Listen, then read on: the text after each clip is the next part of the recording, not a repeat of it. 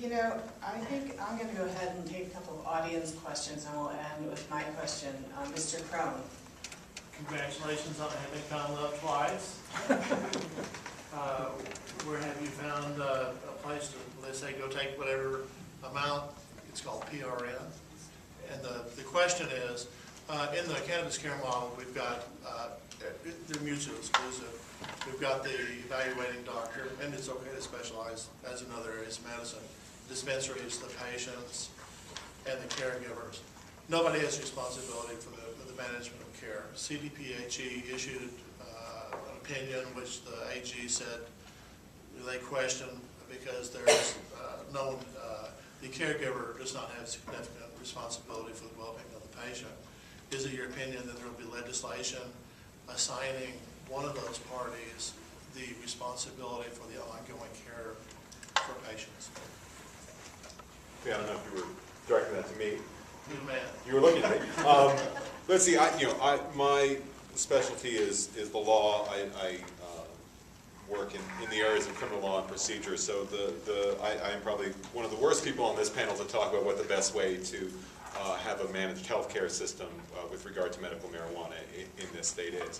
I think that we do treat, and a couple of different folks up here said we do treat medical marijuana very differently than we treat other medicines. I can't think of another medicine that the voters of a state, rather than a legislature or the regulatory folks in Washington, decided was a medicine. That is, the feds have said quite clearly, we don't think this is a medicine, and the voters of the state of Colorado in 2000 said, oh, we think it is. That makes it different than every other medicine that we talk about. That makes it different than the painkillers. It makes it different than alcohol and tobacco. So marijuana is in this unusual place where it's 1 foot in and 1 foot out. It's deemed a serious felony by the feds. It's deemed a constitutional right by the voters of the state. It's zoned out of business in some places and encouraged in others. I think and this will be sort of a preview of my answer to the senator's second question, we need to be real honest about what we're doing in Colorado, and I think that ever since 2000, things have been done slightly with a wink and a nod. That there are clearly, and I don't think there's any disagreement about this, people for whom marijuana is medicine and people for whom it does a lot of good. There are also, as we've heard, some real downsides to the broad use of marijuana, as there are with any drug. That the use of it by children, by people for whom it's counterindicated, is really problematic. And we need to be clear, if we're doing this as a medicine, there's lots of things we need to do, right? As was mentioned, I think last, purity, dosage, those things are really important. We don't treat any other medicine. I think it was Dr. Thurstone that said this, where you walk in and you don't really know what the potency, what the strength is that you're taking, where you don't know how often you're to take it, and where we just can't dose it the way we can other medicines. So I think those are real priorities, that making sure, if we're going to keep with the medical model, if we're not going to move toward legalization, the idea that if we mean medicine, let's treat it like medicine. Let's dose it, let's regulate it, let's test it, let's be sure that people know what it is they're buying, so that what they're buying is better than what they had to buy on Colfax at midnight, that, if it really is medicine, let's treat it for them. As who manages treatment? I'm sorry? Is there an obligation, is it the Medical Practices Act in Colorado to manage treatment? So again, there are lots of folks that know a lot more about medical treatment than I do. Almost anyone, I think, you could throw a dart and find someone that knows more about medical treatment than I do. But I think that from a regulatory perspective, if we're going to call it medicine, if we're going to treat it as medicine, if we're not going to move toward recreational legalization, let's be serious, let's be sincere about it, let's get public health involved in it, and let's treat it like we do other medicines. Right, but there's a double bind. But there's a double. Can I just add to that? Yeah, I was going to let Dr. Leaf and Dr. Bregman address that as well. Actually, Dr. Leaf, let me ask you, because I don't really know, do you prescribe medical marijuana for some of your chronic pain patients? I don't. If they ask me if I think it might be beneficial, I'd let them know whether I do or not. I don't officially write for it. Okay. Dr. Bregman? My feeling about this is the safety profile of, first of all, let's address what Dr. Thurston said. We are not here to advocate. There's a subset of people that certainly have problems with cannabis. Okay?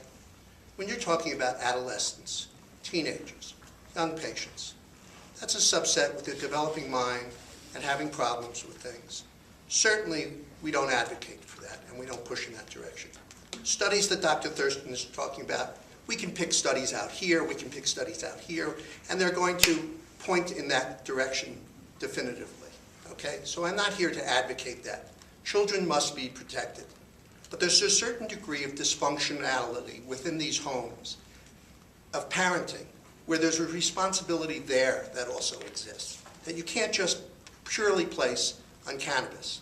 And the idea that also that no one has ever suffered an overdose or death secondary to cannabis ingestion. The real problem that we see is the taking out of the medicines from the medicine cabinets of the adults, of the opiates and the other medicines, where the kids are using that with alcohol and subsequently die. So with regards to what Dr. Thurston is saying, we are in full agreement with regards to that, even though there is still some debate. There are many, many hundreds of thousands, if not millions, of successful people in medical school and law school and business school and other entrepreneurs that have used cannabis during their college years, their teenage years, and into their 20s, that have given it up very easily and moved on to it as well. So as far as this going on, as far as causing this hysteria of psychosis, schizophrenia, and all of this, yes, subsets exist, whether it be genetic or anything like that. So I would take issue with looking at the studies very carefully, looking at the other variables as well. And as far as the practice of medicine with regards to this, we have new laws that say the doctors are doing history and physicals on the patients that come in and offering follow-up to the patients as well. There are aftercare programs that are now in existence as well. So the climate is changing for the better, but also even in the addiction panel, of the thousands of studies that have been done worldwide in this country, we seem to look at studies, oh, we have to do them in the United States or else they're not any good. I mean, that's a very jingoistic way of looking. And God forbid we should think about anecdotal studies too, that have helped me or it helps you or something like that, because the failure of the system regarding medicine. Where is this going on? You know, and people know how to self-titrate as well. The worst that can happen is they're going to have nausea, they're going to fall asleep or get too high, which is going to pass by. Nobody's advocating driving under the influence as well. But we haven't established the levels, the correct levels as we move back. So there are a lot of variables here, and we fall down much more on the fact of saying what we do know. We know a lot, and this is not a drug, a medicine that, yes, it needs to be investigated, and if the government would allow us to do the investigation instead of keep it scheduled 1, we would hope they're moving forward like they do in California. That's what Colorado should do. Look to the California model at University of California, San Diego. So there's disagreement between myself and Dr. Thurston, but there's agreement as well.